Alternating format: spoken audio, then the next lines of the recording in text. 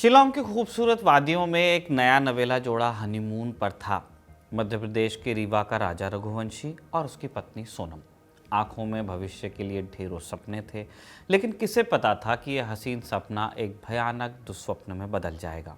एक दिन खबर आती है कि राजा का कत्ल हो गया। कहानी यहीं ख़त्म हो सकती थी एक दुखद अंत मानकर, लेकिन पुलिस को कुछ खटका कि कहानी में झोल है। और जब परतें उतरनी शुरू हुई तो जो सच सामने आया उसने सबके होश उड़ा दिए। हादसे का नकाब उतरा तो पीछे से झांक रहा था एक सुनियोजित कत्ल। और कातिल कौन? इल्ज़ाम लगा उसकी पत्नी सोनम पर। राजा रघुवंशी अकेला नहीं है। पिछले कुछ वक्त से ऐसी कई खबरें बार बार आई हैं, सुर्खियां बनी हैं, जहां शक की सुई और इल्ज़ाम की उंगली और अपराध का चेहरा एक औरत का है। इन खबरों को देखकर, इन किस्सों को सुनकर एक धारणा बनने लगी, एक परसेप्शन बन रहा है कि समाज पहले जैसा था अब नहीं रहा, बदल गया है, अब मर्द विक्टिम है। लेकिन क्या ये पूरी हकीकत है? नमस्ते, मैं हूं निखिल, आप खबरगांव देख रहे हैं और आज हम बात करने वाले हैं इसी धारणा की असलियत पर। सवाल का जवाब ढूंढने के लिए हमें सबसे पहले उस बुनियाद को देखना होगा जिस पर हमारा समाज खड़ा है, और ये बुनियाद बनती है आंकड़ों से। साल 2022, संस्था का नाम नेशनल क्राइम रिकॉर्ड्स ब्यूरो यानी एनसीआरबी, भारत सरकार के आंकड़े। इनकी रिपोर्ट में एक चैप्टर है महिलाओं के खिलाफ अपराध। आंकड़ा 4,45,256। ये कोई मामूली नंबर तो नहीं है। ये वो एफआईआर्स हैं जो महिलाओं के खिलाफ हुए अपराधों के मामले में एक ही साल के भीतर देश के थानों में दर्ज हुई। एनसीआरबी की यही रिपोर्ट बताती है कि 2022 में आईपीसी यानी भारतीय दंड संहिता के तहत जो कुल अपराध हुए उसमें शिकार हुए पुरुषों की संख्या थी करीब 24 लाख। अब इन दोनों आंकड़ों को आप आमने सामने रखिए। 4,45,000 महिलाएं और दूसरी तरफ 24 लाख पुरुष पीड़ित। सुनकर आपको लग सकता है कि मर्द तो ज़्यादा नंबर्स में विक्टिम बनते हैं, लेकिन यही कहानी में असली पेंच मिलता है आपको। पुरुषों के खिलाफ होने वाले अपराध ज़्यादातर क्या हैं? चोरी है, डकैती है, मारपीट है, दंगे हैं। महिलाओं के खिलाफ होने वाले अपराधों की लिस्ट अब देखिए। पति द्वारा क्रूरता, दहेज हत्या, अपहरण, बलात्कार, सेक्सुअल असॉल्ट, ये सारे वो अपराध हैं जो सिर्फ औरत के औरत होने की वजह से होते हैं। तो कहानी सिर्फ कितने की नहीं है, कहानी कैसे और क्यों की भी है।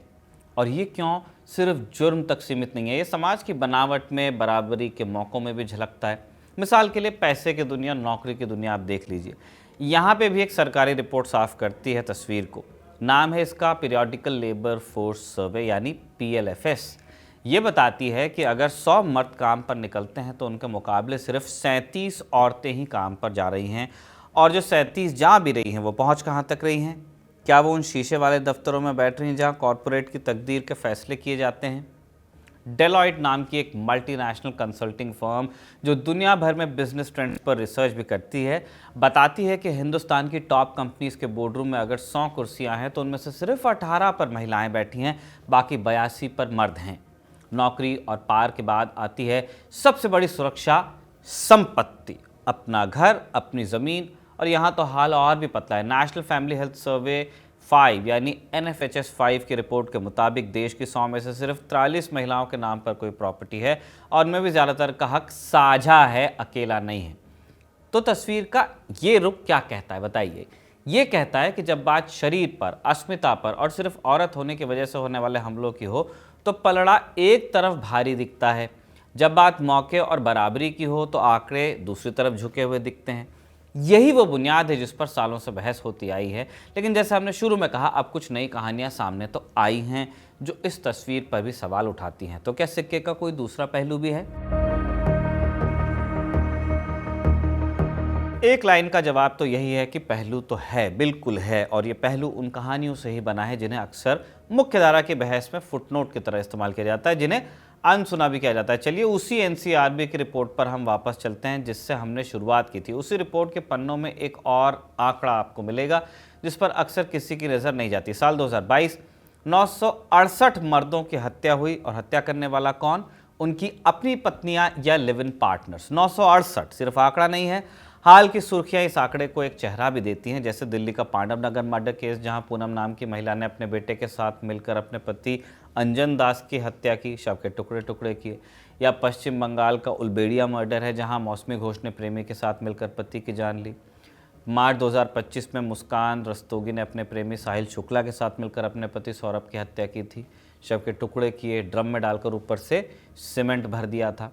इस तरह के कई आपने केसेस सुने होंगे, और ये सीधे सीधे कत्ल की बात नहीं है, बात उस मानसिक क्रूरता की भी है जो किसी को मौत के मुंह में धकेलता है। उदाहरण के लिए बेंगलुरु के अतुल सुभाष का केस है। अतुल ने अपने सुसाइड नोट में इल्ज़ाम लगाया कि उनकी पत्नी और ससुराल वाले उन पर झूठे दहेज का केस लगाने की धमकी दे रहे थे, पैसे मांग रहे थे और उन्हें मानसिक रूप से प्रताड़ित कर रहे थे। ये केस इस बहस का केंद्र बन गया है कि कैसे कानूनों का दुरुपयोग पुरुषों के खिलाफ एक हथियार के तौर पर हो सकता है। एनसीआरबी का डेटा बताता है कि ऐसे मामलों में जब पुलिस गिरफ्तारियां करती है, हर 4 गिरफ्तारियों में से एक औरत की होती है, यानी 25%। ये दिखाता है कि प्रताड़ना का आरोप सिर्फ एक तरफा नहीं है। ऐसा नहीं है कि सिर्फ पुरुष ही महिलाओं को प्रताड़ित कर रहे हैं, चौथाई तो उसमें महिलाएं भी हैं। ऐसे मामलों में एक कानून अक्सर विवादों के घेरे में रहता है, भारतीय दंड संहिता की धारा 498A।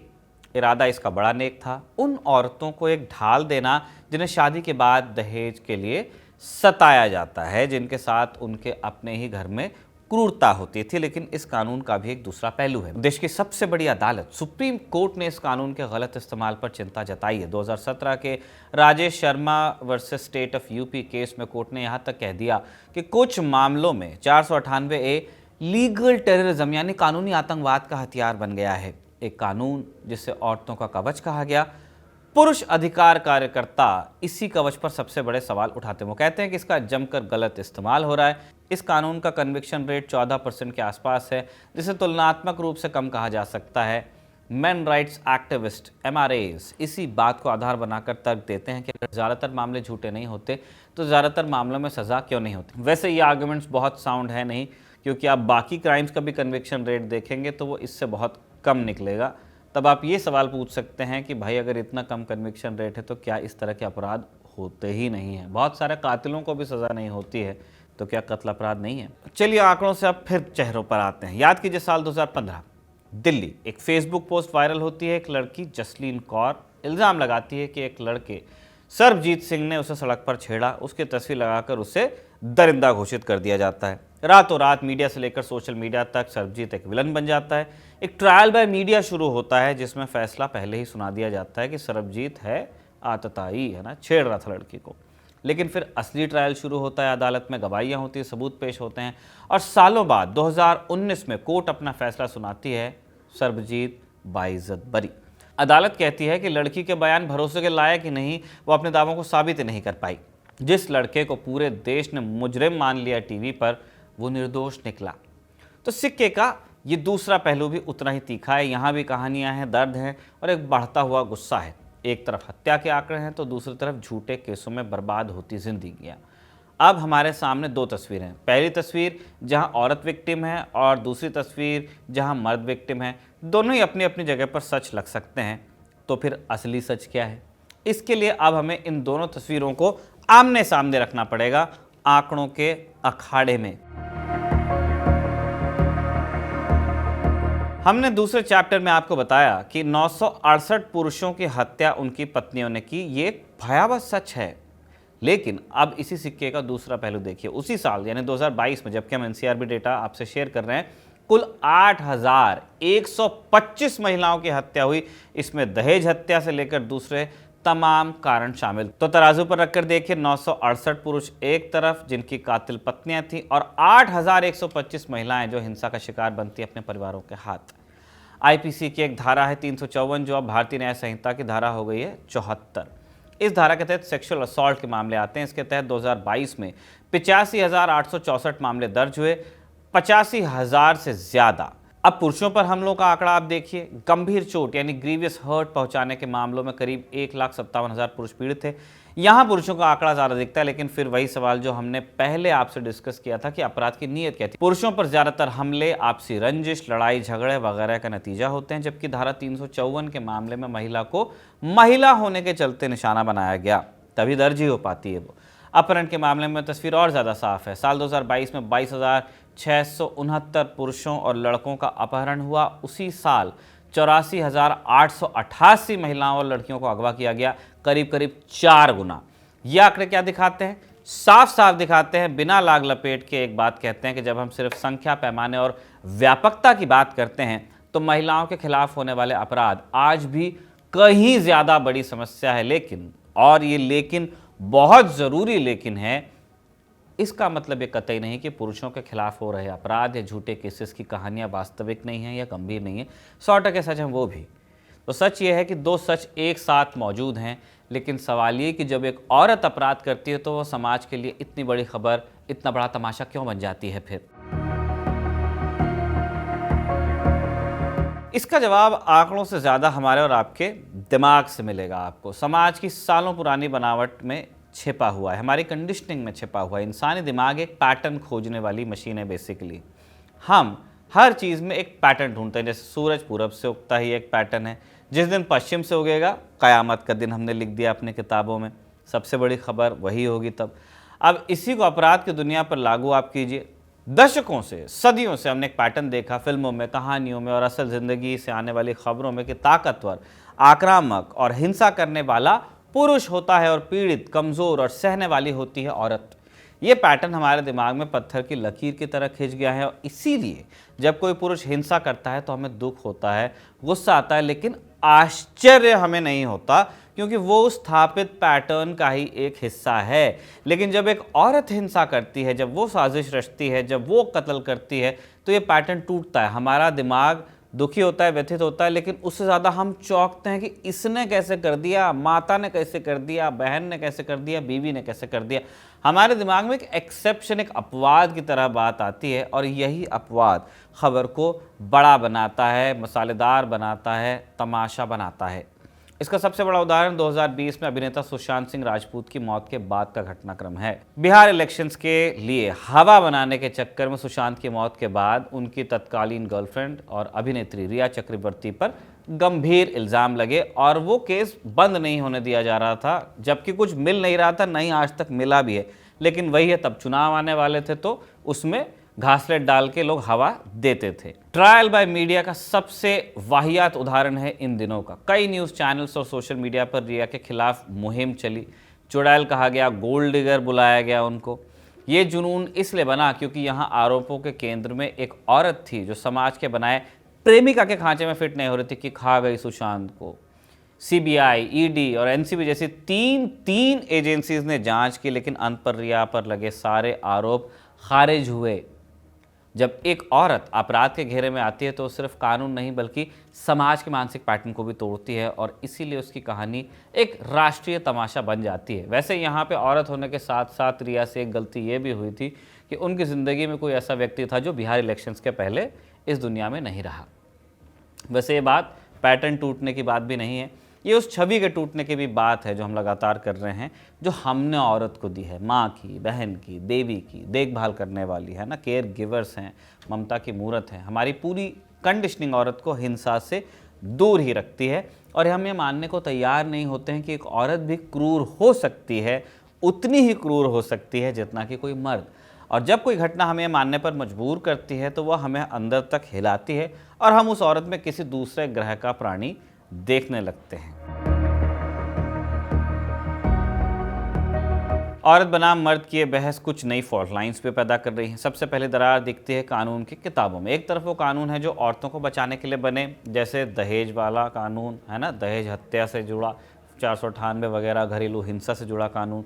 दूसरी तरफ इन कानूनों के दुरुपयोग के आरोप, झूठे केसेस की कहानियां और इसी टकराव से एक नई मांग पैदा हुई है कि अब जेंडर न्यूट्रल लॉज बनाइए, यानी ऐसे कानून जो मर्द और औरत को बराबर देखते हैं, जो ये माने कि पीड़ित कोई भी हो सकता है और अपराधी भी कोई भी हो सकता है।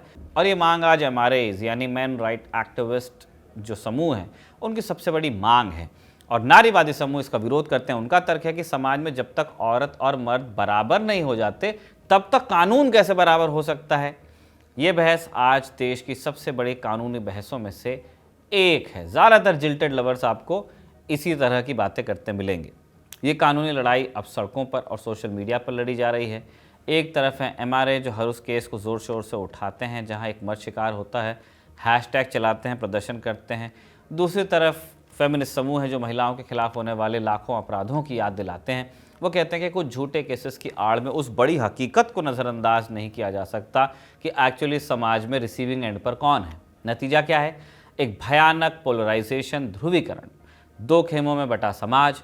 बातचीत की जगह गाली गलौज ने इसलिए ले ली है। अगर आप एक पक्ष के साथ हैं तो आप दूसरे पक्ष के ऑटोमेटिकली दुश्मन बनते हैं। लेकिन लड़ाई सिर्फ कानून और सड़कों तक सीमित नहीं है। इस भूकंप का केंद्र आपके और हमारे घरों के अंदर है और इसकी जड़ें छिपी हैं एक ऐसी चीज़ में जिस पर हम कभी ध्यान नहीं देते, काम और काम का बंटवारा। साल 2019 में नेशनल स्टैटिस्टिकल ऑफिस NSO की एक रिपोर्ट आई। टाइम न्यूज़ सर्वे बताता है कि भारतीय अपना 24 घंटा कैसा बिताते हैं और ये रिपोर्ट एक हैरान करने वाली तस्वीर दिखाती है। रिपोर्ट के मुताबिक भारतीय मर्द औसतन हर दिन करीब 8 घंटे पेड वर्क यानी पैसे वाले काम में लगाते हैं, जैसे अभी हम दफ्तर में हैं, इरशाद दफ्तर में हैं, जबकि औरतें सिर्फ 5.5 घंटे लगा पाती हैं। तो यहाँ से आपको लग सकता है कि कमा कमा के तो यही ला रहा है। अब सिक्के का दूसरा पहलू देखिए, अनपेड वर्क यानी घर का काम, बच्चों बूढ़ों की देखभाल, जिसका कोई पैसा देते नहीं आप अपनी माता को, बहन को, दादी को। यहाँ तस्वीर पूरी तरह पलट जाती है। औरतें हर दिन करीब 5 घंटे अनपेड इकॉनमी में लगाती हैं और मर्द सिर्फ 1.5 घंटा। इसका मतलब क्या हुआ? इसका मतलब है कि मर्द भारत की फॉर्मल अर्थव्यवस्था को चला रहे हैं, तो वहीं औरतें घर की एक विशाल अदृश्य होम इकॉनमी को चला रही हैं और उसके बिना वैसे देश चलेगा नहीं। टिफ़िन बना के नहीं देगी तो आप ऑफिस में भूखे रह जाएंगे। और ये भी आपको ध्यान रखना पड़ेगा कि ज़्यादातर माताएं, ज़्यादातर पत्नियां आज टिफ़िन बना के खुद भी ऑफिस जा रही हैं। तो अगर आप वो टिफ़िन खाने में आनंद लेते हैं तो बनाने में हेल्प किया कीजिए या बर्तन ही धोया कीजिए। एक पारंपरिक व्यवस्था थी, जैसे पहले चला आ रहा था कि आपको खाना बनाना है, आपको बाहर जाना है, लेकिन अब ये व्यवस्था टूट रही है। औरतें भी अब फॉर्मल इकॉनमी में अपना हक मांग रही हैं और जब ये पारंपरिक व्यवस्था बदलने लगती है तो ये सीधे सीधे पारिवारिक संबंधों में, पति पत्नी के रिश्तों में तनाव पैदा करती हैं, जो कई बार इन टकरावों की असली वजह भी बनते हैं। इस पूरी कहानी, इन सारे आंकड़ों, इन तमाम किस्सों के बाद हम किस नतीजे पर पहुँचे? दरअसल सवाल ये नहीं है कि कौन यहाँ सही है और कौन गलत है। असली सवाल कुछ और है। सवाल ये है कि हम एक समाज के तौर पर एक बहुत बड़े बदलाव के दौर से गुजर रहे हैं। वो पुराने नियम, वो पारंपरिक भूमिकाएं जहां मर्द कमाता था और औरत घर संभालती थी, टूट रहे हैं और बराबरी के लिए उनका टूटना ज़रूरी भी है। एक फ्लक्स का टाइम है, लेकिन जब पुराने नियम टूट रहे हों और नए नियम अभी पूरी तरह बने ना हों तो बीच में एक खालीपन आपको नज़र आता है, एक टकराव का दौर आता है और आज हम उसी दौर में जी रहे हैं। इसीलिए किसी को मारकर ड्रम भरने, उस पर सीमेंट उड़ेल देने को हम मीम मटेरियल की तरह भी देख लेते हैं। ड्रम में राजा और घुमतारी भौजी लेके नीला ड्रम जैसे गाने बन रहे हैं और सोनम की बेवफाई में पूरी औरत जात के लिए हम गाली खोज रहे हैं। खबर गाँव की ये संपादकीय राय आपके लिए संकलित की थी हमारे साथी कमल ने और इरशाद ने इस वीडियो को रिकॉर्ड किया था। आप देखते रहिए खबर गाँव।